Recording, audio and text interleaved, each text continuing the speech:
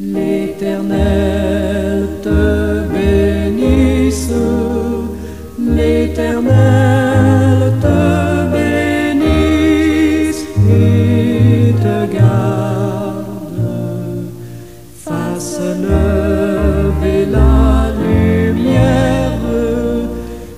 lumière de sa face sur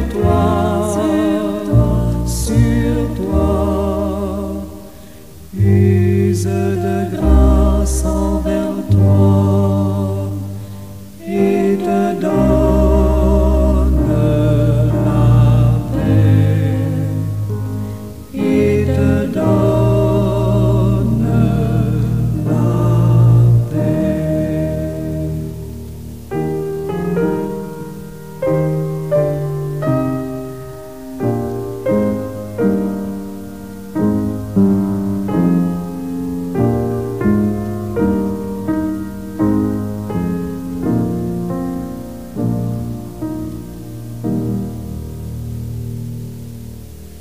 L'Éternel te bénisse, l'Éternel te bénisse et te garde, fasse lever la lumière de sa face sur toi,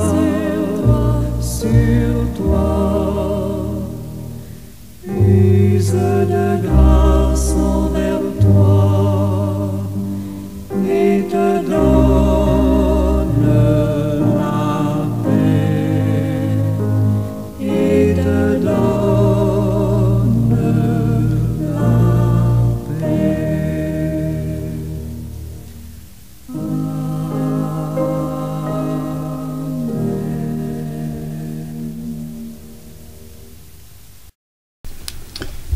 Mais qu'ici-bas j'abandonne mon âme à tes douces lois. Ces deux vers, extraits de l'œuvre littéraire, expriment un désir profond de soumission spirituelle et d'acceptation de la volonté divine. Ils encapsulent l'espérance même de la foi chrétienne et évoque un renoncement aux préoccupations terrestres au profit d'une harmonie avec les principes divins perçus comme bienveillants et apaisants. Leur analyse en nécessite une exploration des thèmes de l'abandon, de la foi, de la loi divine et de la dualité entre le monde terrestre et le spirituel. Cette analyse révélera la richesse spirituelle et la portée transformatrice de la requête. Prions le Seigneur.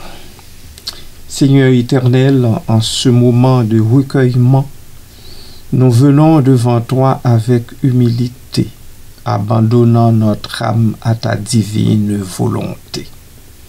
Dans les épreuves et les joies de la vie, nous reconnaissons que tout vient de toi. Ainsi, nous déposons nos craintes, nos doutes et nous nous en remettons à ta sagesse infinie. Guide, ô Dieu, nos pas sur le chemin de la lumière. Accorde-nous la paix dans l'incertitude et fais de nous un instrument de ta grâce pour que nous puissions refléter ton amour. Merci Seigneur Dieu, trois fois saint, Dieu fort et grand. Merci Père, béni soit ton nom. En Jésus-Christ ton Fils, nous te prions. Amen.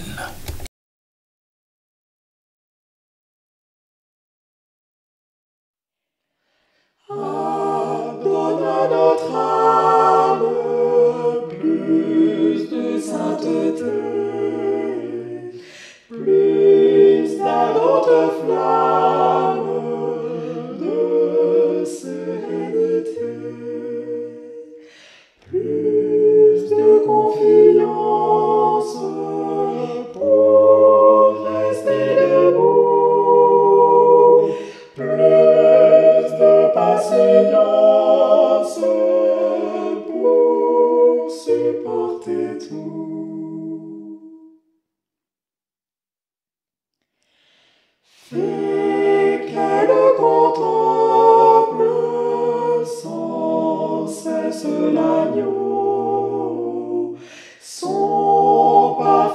exemple, sa croix, son tombeau, sa grâce fidèle, son immense amour, sa gloire éternelle, son prochain retour.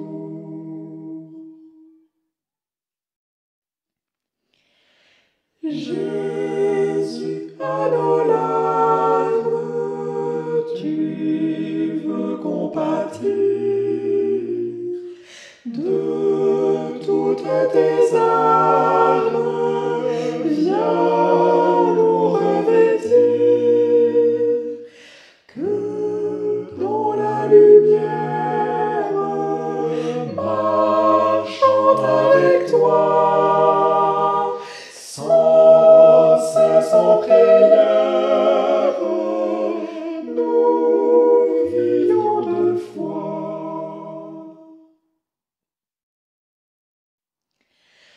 Forme à ton service les cœurs plus joyeux, prompt au sacrifice, toujours sous tes yeux, qui chante, qui tremble, rempli de ferveur, des cœurs qui ressemblent au tien, cher Sauveur.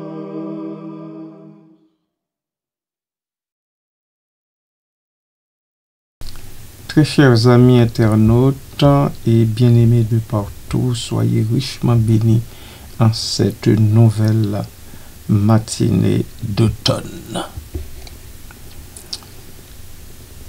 Mais qu'ici-bas, j'abandonne mon âme à tes douces lois. Mais qu'ici-bas, j'abandonne. Le mot « mais » au début du premier vers suggère un contraste ou une opposition avec l'idée précédemment exprimée au vers « Ah, déchire tous les voiles qui te cachent à mes yeux, et d'étoile en étoile monteront mes chants joyeux. » Ce « mais » indique un changement de perspective, un tournant dans la pensée de l'auteur. On peut supposer que celui-ci était auparavant préoccupé par des questions terrestres, par des désirs personnels ou des luttes internes. Le « mais » marque une décision de s'éloigner de ses préoccupations et de se tourner vers une dimension spirituelle. Il signale une volonté de changement et de réorientation de sa vie. Le « mais » introduit donc une aspiration à un état supérieur, un choix délibéré de se détourner des distractions du monde pour se concentrer sur la relation avec le divin.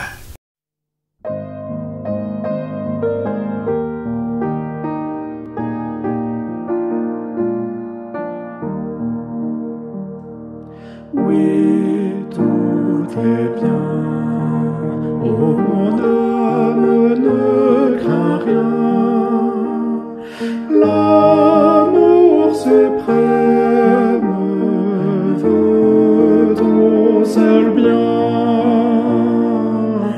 Les flots, les vents, il mesure à son enfant. Dieu, toujours le même, veille sur nous tendrement. Dans nos détresses et nos soutiens sans cesse, son grand amour veille nuit et jour. Par nos douleurs, cœur, car Dieu comprend, il entend, il délivre toujours. Attends son heure, sa promesse demeure jusqu'au grand jour.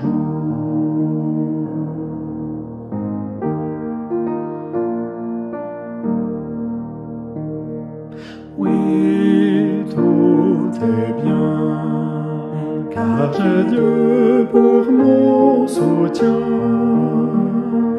Et sous son aile, je ne crains rien. Aucun malheur ne peut ravir notre bonheur. Quand on a le ciel et Dieu lui-même dans le cœur, dans nos détresses et nos soutiens sans cesse, son grand amour veille nuit et jour.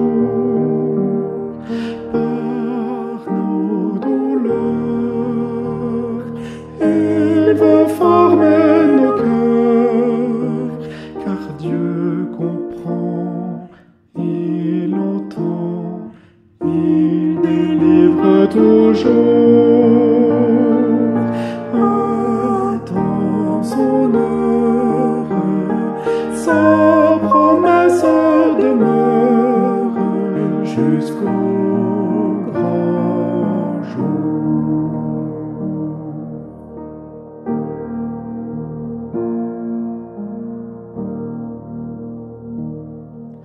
Oui, tout est bien, car Jésus a dit aux siens, petit troupeau, ne crains rien, je reviendrai, auprès de moi je vous prendrai, ma gloire éternelle, bientôt vous contemplerez. Dans nos détresses et nos soutiens sans cesse, son grand amour veille nuit et jour. Par nos douleurs, il va former nos cœurs, car Dieu comprend, il entend, il délivre toujours. Attends son heure, sa promesse demeure jusqu'au grand jour.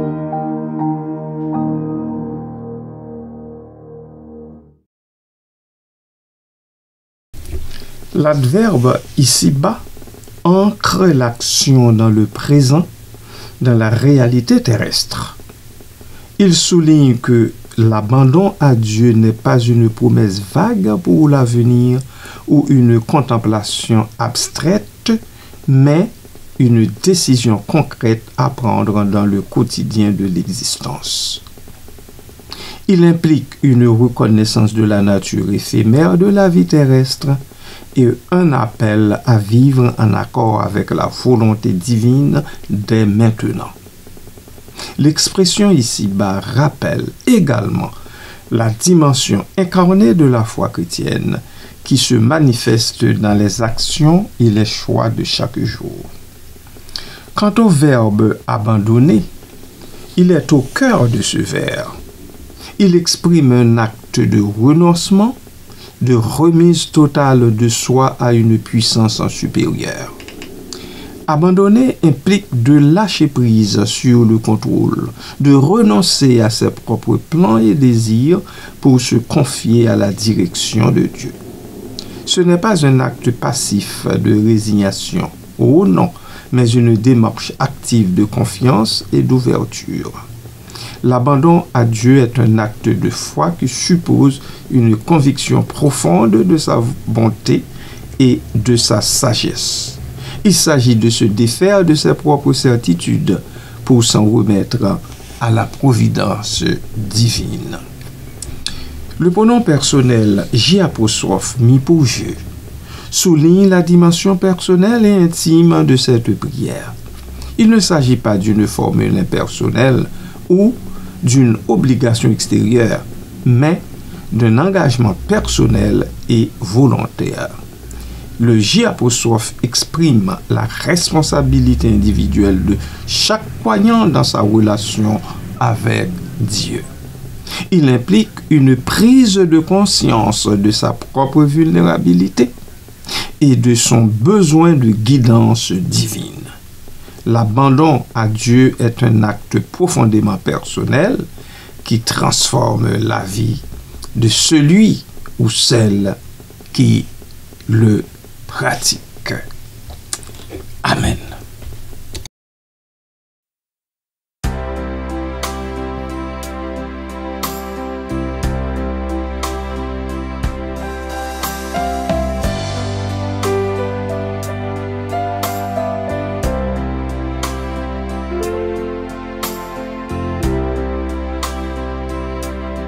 Viens mon âme, te réclame, car c'est toi qui m'as cherché pour te suivre. Je te livre mon cœur avec son péché. Viens mon âme, te réclame, mon bonheur est tout en toi. Je t'adore, je t'implore, ô Jésus, demeure en moi.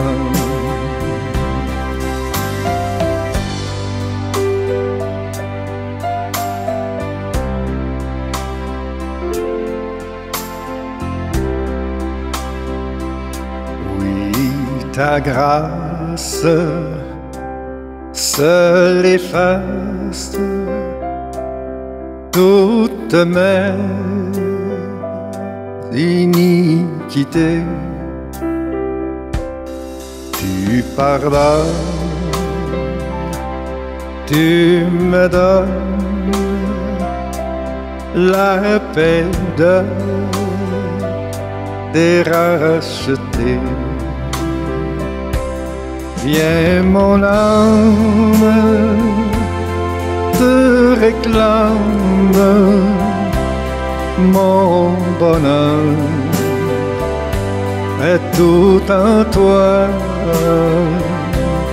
Je t'adore, je t'implore, ô Jésus,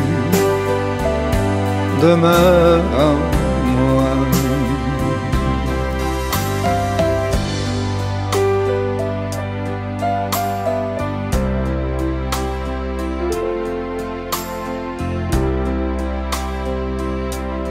Quand le doute, quand ma route passe auprès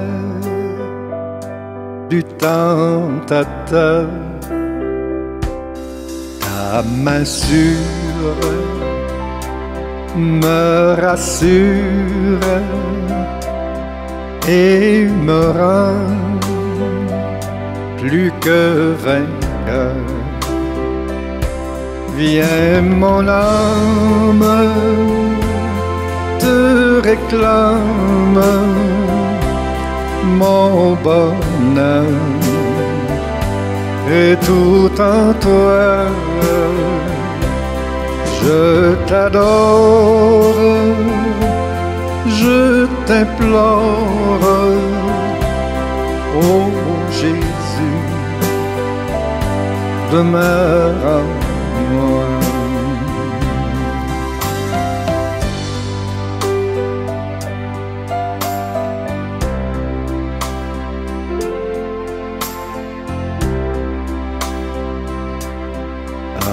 Demeure à chaque heure mon rempart, mon défenseur, ma victoire et ma gloire, mon Jésus, mon seul sauveur. Viens mon âme, te réclame mon bonheur et tout en toi. Je t'adore, je t'implore, ô Jésus, demeure en moi.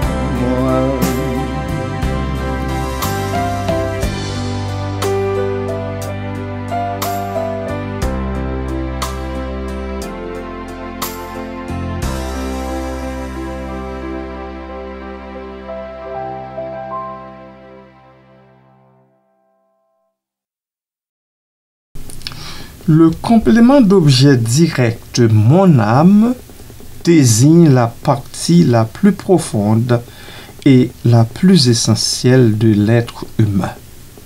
Dans la tradition judéo-chrétienne, l'âme est considérée comme le siège de la conscience, de la volonté et des émotions. Elle est le lien entre l'homme et Dieu, le lieu où se manifeste la présence divine. Abandonner son âme à Dieu, c'est lui confier son être tout entier, son identité profonde, ses aspirations les plus intimes. C'est renoncer à l'illusion de l'autonomie et reconnaître sa dépendance à l'égard de Dieu. L'adjectif possessif « t'es » établit une relation directe et personnelle avec Dieu. Il souligne que les lois auxquelles l'âme doit se soumettre ne sont pas des règles abstraites et impersonnelles, mais l'expression de la volonté d'un Dieu aimant et miséricordieux. Cet adjectif possessif « t'es » implique une reconnaissance de l'autorité divine et une volonté de se conformer à ses commandements. Il exprime également une confiance dans la bonté de Dieu et une conviction que ses lois sont source de bonheur et de plénitude. L'adjectif qualificatif douce qualifie les lois de Dieu. Il contraste avec l'idée d'une loi rigide et contraignante. Les lois de Dieu ne sont pas perçues comme des fardeaux pesants, mais comme des guides bienveillants qui conduisent au bonheur et à la liberté. La douceur des lois de Dieu réside dans leur origine. Elles émanent d'un amour infini et visent le bien-être de l'humain. Elles ne sont pas destinées à priver l'humain de sa liberté, mais à l'aider à s'épanouir pleinement. La douceur des lois de Dieu se manifeste également dans leur application. Elles sont toujours accompagnées de la grâce de Dieu et de sa miséricorde. Le mot loi, de son côté, désigne l'ensemble des commandements, des préceptes et des enseignements qui guident la vie du croyant. Ces lois ne sont pas seulement des règles extérieures, mais aussi des principes intérieurs qui transforment le cœur et l'esprit. Elles sont l'expression de la volonté divine et le chemin qui mène à la sainteté. Les lois de Dieu ne sont pas une fin en soi, mais un moyen de se rapprocher de lui et de vivre en communion avec lui. Elles sont une invitation à aimer Dieu et son prochain comme soi-même. Amen.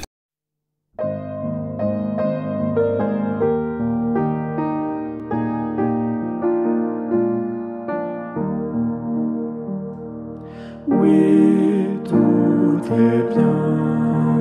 Oh, mon âme, ne crains rien. L'amour suprême veut ton seul bien. Les flots, les vents, il les mesure à son enfant. Dieu, toujours le même, veille sur nous tendrement. Dans nos détresses et nos soutiens sans cesse, son grand amour veille nuit et jour. Par nos douleurs,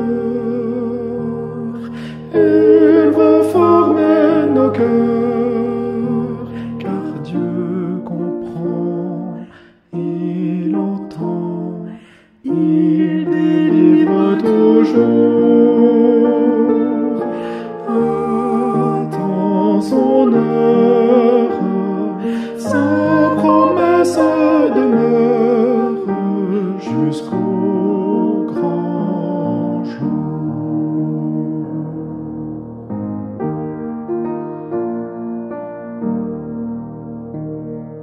Oui, tout est bien, car j'ai Dieu pour mon soutien. Et sous son aile, je ne crains rien. Aucun malheur ne peut ravir notre bonheur. Quand on a le ciel et Dieu lui-même dans le cœur, dans nos détresses et nos soutiens sans cesse, son grand amour veille nuit et jour. Par nos douleurs, il veut former nos cœurs, car Dieu comprend, il entend, il délivre toujours. Attends son heure, sa promesse demeure jusqu'au grand jour.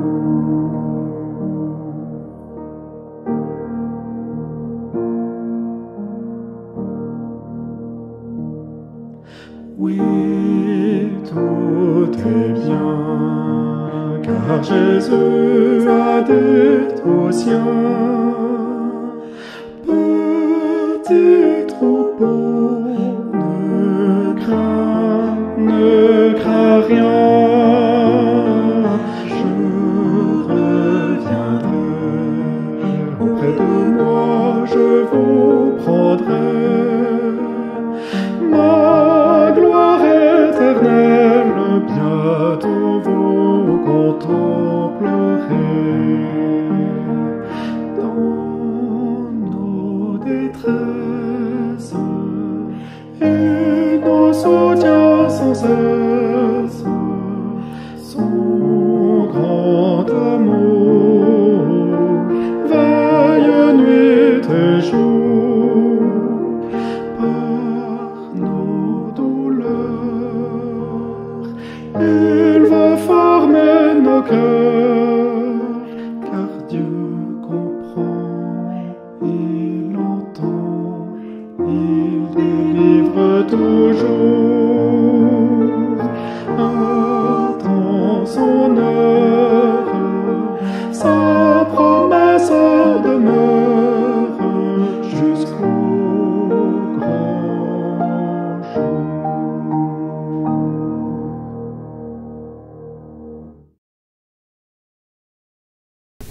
Nous concluons cette capsule en disant que le verbe qu'ici-bas j'abandonne mon âme aux douces lois de Dieu, qui exprime un désir profond de renoncement aux préoccupations terrestres et d'abandon à la volonté divine. Ils évoquent une soumission non pas contrainte, mais acceptée et désirée, car perçue comme source de paix et d'harmonie. L'âme, offerte en sacrifice, devient le lieu de la rencontre avec Dieu et de la transformation spirituelle. L'interprétation de ces vers dépend du contexte dans lequel ils s'inscrivent, mais ils témoignent toujours d'une aspiration à une vie plus spirituelle et d'une confiance dans la bienveillance divine. Prions Dieu. Ô Seigneur mon Dieu, je m'écrase sur tes genoux en toute humilité et confiance. Et je te remets encore une fois aujourd'hui mon âme, mon cœur et toute ma vie. Dans ce monde éphémère où les épreuves et les joies se mêlent, je choisis de m'abandonner entièrement à ta volonté divine. Que ton amour soit mon refuge, ta sagesse ma lumière et ta paix ma force en toutes circonstances. Prends possession de mon être, ô Père céleste, que mes pensées, mes paroles et mes actes soient inspirés par ton Esprit Saint. Libère-moi de toute peur, de tout attachement qui m'éloignerait de toi. Si les chemins de ma vie sont obscurs, que je marche dans la confiance, sachant que tu me conduis vers ton royaume. Si la souffrance en me visite, que je l'offre en union à ta passion pour la rédemption des âmes et ta plus grande gloire. Je te consacre mes joies et mes peines, mes succès et mes échecs, mes espoirs et mes doutes. Que tout en moi te loue et te serve, car tu es mon Créateur, mon Sauveur et mon tout. Que chaque instant de ma vie sur cette terre soit un oui à ton amour, et qu'à l'heure de mon départ, tu accueilles mon âme dans ta miséricorde éternelle. Je te bénis, Seigneur, pour ton amour infini, et je place en toi toute mon espérance. Reçois, ô Dieu, ma prière, dans le nom précieux de ton Fils, Jésus-Christ. Amen.